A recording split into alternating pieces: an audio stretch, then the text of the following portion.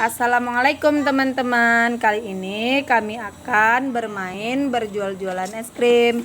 Ini Andi sebagai jualan es krim. penjual es krim.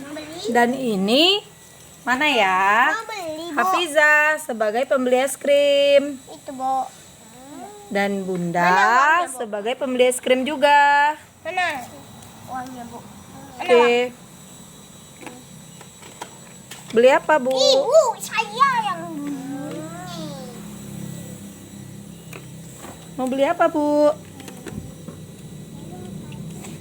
Ibu ini mau beli es krim.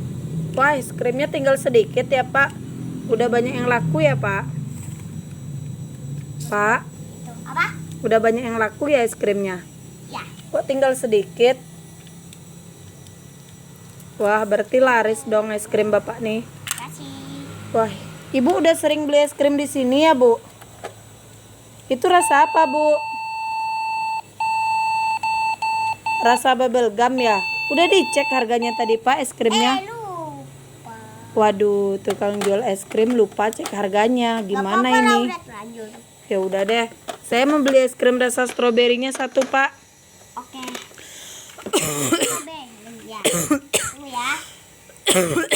Aduh, saya udah batuk-batuk begini masih mau makan es krim ini. Inilah efek samping makan es krim.